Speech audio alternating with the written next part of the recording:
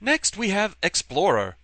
During your time on Silent Hill, you left no corner untouched, traveling a great distance before accomplishing your goal. For this one, take your time. You have to walk a greater distance than 22.5 kilometers. However exactly that is measured in the game, I'm not really sure. But anyway, if you explore every nook and cranny, check out every room in the indoors areas, explore all the streets thoroughly looking for items, you should easily get this one. This one usually goes hand in hand with getting the Collector Accolade. With the Explorer Accolade comes the Explorer outfit. Clothes fit for exploring the most dangerous of terrain.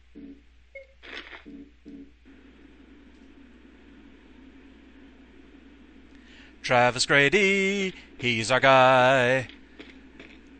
Yeah, there's basically no hiding they were going for an Indiana Jones look here. Which is actually pretty awesome. Now if only it came with a whip.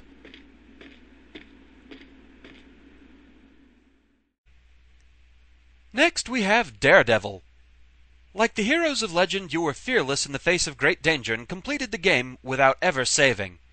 Just as it says, you have to finish the entire game never using a save point. It is a short game, so if you're going for achievements like Sprinter, you should be able to get this one, and by the time you have some of the infinite use weapons, this one's pretty easy to get. About the only worry is hoping that the game doesn't freeze. One of the sillier ones, now we have the Daredevil outfit. Wearing this makes me feel like top dog.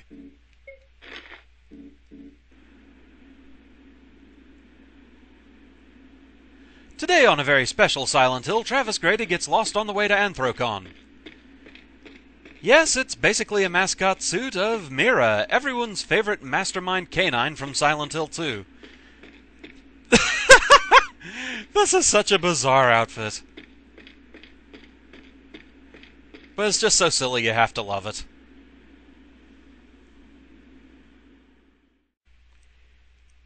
Next up is Fireman. You saved Alessa from the fire in record time.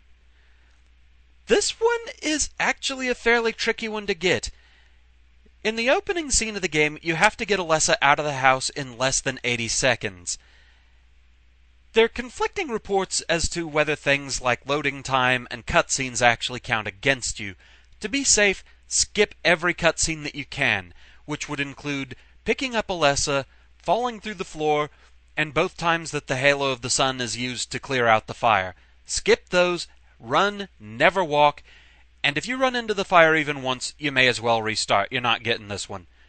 This, actually, I think was the hardest one for me to get. The Fireman Accolade, well, what did you expect? Standard issue for the local fire department.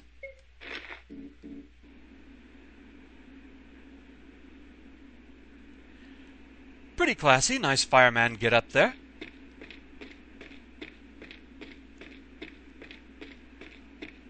I kinda like how that one looks. It also comes with an extra weapon. We get a fire axe. Long-handled axe, very strong, very powerful, and wickedly sharp.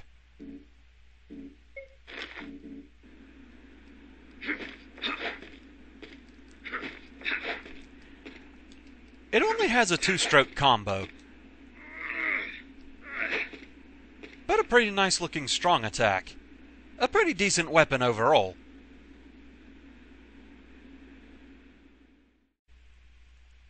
And finally, we have Codebreaker. You called on the power of an ancient incantation. I love that description, because all you have to do for this one is put in the Konami code. At least a variant of it, given you don't have A and B on a PlayStation controller. So it's up, up, down, down, left, right, X, circle. You can only do this on a subsequent playthrough. You cannot do it on the first run through. Put in the code and you'll hear a tone signifying you did it right. Unlike the other accolades, this one gives you the reward right away. And so we come to the last costume, and pretty much my favorite one. Something I wore to a Halloween party.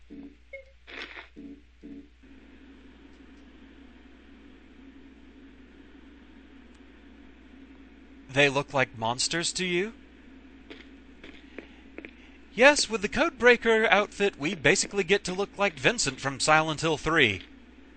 And given he's one of my favorite characters in the series, seeing this just really made me happy the first time I got it. So, yeah, this one's pretty much my favorite outfit. A word of warning about the extra costumes, especially those that involve glasses. They don't always know how to handle things, especially points where you have the flashlight on. This cutscene ought to show what I'm talking about.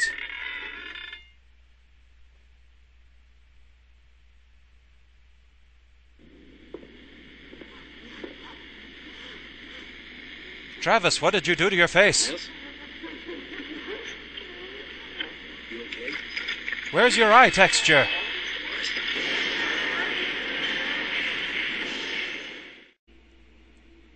There's something wrong with the mirror. The reflection isn't right. And in a moment, truer words will never have been spoken.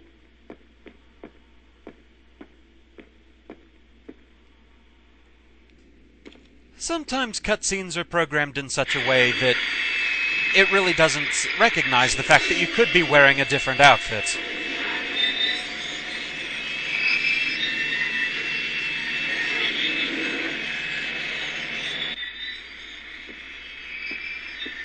It looks okay so far, but as soon as we begin the cutscene... We aren't wearing that! You're the girl from the fire. How did you...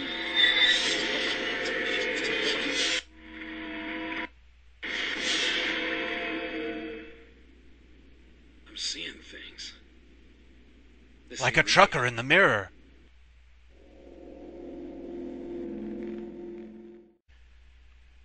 The way the accolade system in this game is set up, you'll have to do a minimum of 3 playthroughs of the entire game in order to get all 14 accolades. This occurs because of 2 different sets of accolades. 3 of them are the ending-based ones, so obviously right there you have to do 3 playthroughs. But also there are the 3 kill-type accolades.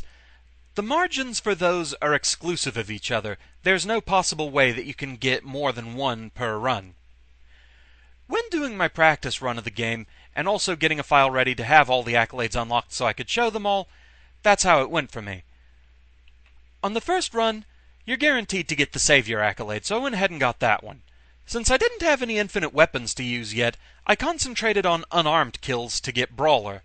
Also, since I really needed the items for that run, I went ahead and got Collector, and thus, along the way, covered a lot of distance, and so I got Explorer as well. The second run is where I got most of the accolades. I wanted this one to be a quick run, so I concentrated on getting the earliest ending you can get, the UFO ending, so I got Ambassador. Since I had the Moon Gauntlets, I got a lot of melee kills, so I got Weaponsmith. I also just basically tried to speedrun the game. As such, I got Sprinter for clearing it in less than 2 hours. In clearing the game in less than 2 hours, since the threshold for getting Stalker is 3 hours of flashlight use, you're guaranteed to get that one. I also didn't bother using the map much, so I got Cartographer. I also managed to get Alessa out of the fire fast enough in that one. Other than that, I didn't bother saving, so I got Daredevil, and I went ahead and unlocked Codebreaker. The final run was basically just cleanup. I went through killing as many enemies as I could to get the Butcher ending, and I used the Tesla rifle so I'd get Sharpshooter. So with that, I got all 14 accolades in 3 runs. So with that, all we really have left to cover is going after the UFO ending. The item you need for the UFO ending is found pretty close to the start of the game, outside Alchemilla Hospital. You actually have 2 chances to get this item, because you can also get it when you're coming back through this area on the way to Riverside Motel. But you may as well get it at this point when you don't have a bunch of monsters breathing down your neck. On secondary playthroughs, the fire escape is open. So, go upstairs.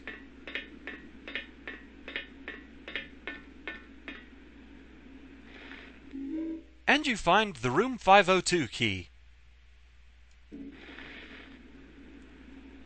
See what it says about that. A key with a tag in the shape of a crescent moon. It looks like an ordinary motel key, but there's something otherworldly about this thing. It smells of ozone. Well, okay then. There's also kind of a neat observation up here as well. Looks like moths. If you remember your geography from Silent Hill 1, this fire escape, just across from Alchemilla Hospital, is where you climbed up to the roof to fight Float Stinger. Kind of a neat little subtle reference, that.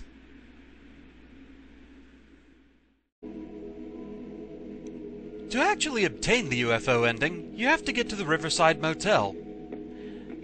You have access to this ending as soon as you can get to the area outside the maintenance room. You actually need to be in the fog world to enact it, though.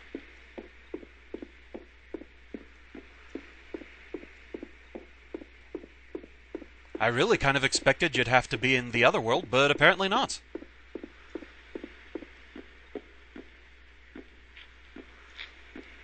Basically, you just need to get to the door to room 502.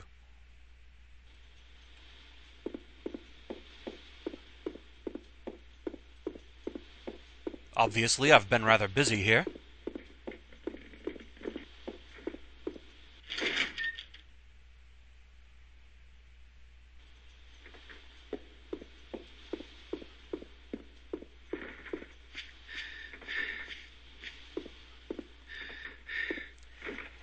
If you've obtained the 502 key, the door to room 502 has this lovely little crescent moon on it. So, sit back and enjoy the ride. The key I found. Should I try it? Well, of course.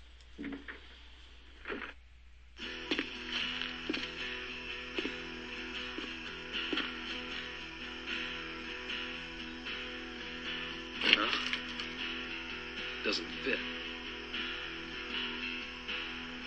The lonely moon. You've always been there for me, haven't you?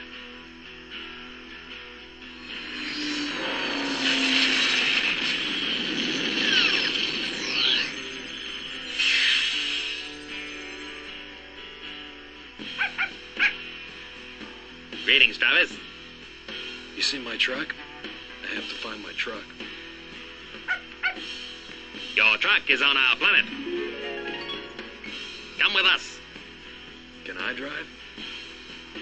You drive, Stick?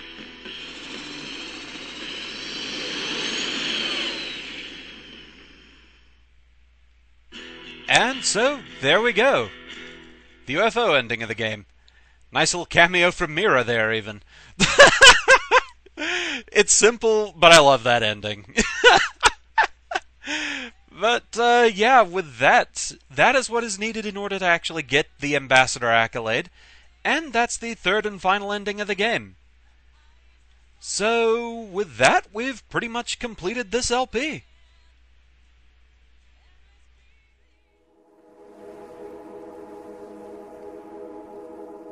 And so, with that, it's time to bring this LP of Silent Hill Origins to a close. I really enjoyed this one, though there was a point brought up by another pair of LPers that I do kind of agree with.